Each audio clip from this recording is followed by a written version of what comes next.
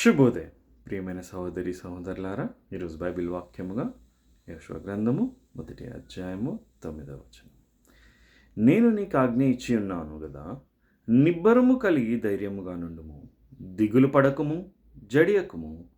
నీవు నడుచు మార్గములన్నిటిలోనూ నీ దేవుడైన యెహోవా నీకు తోడైయుండును.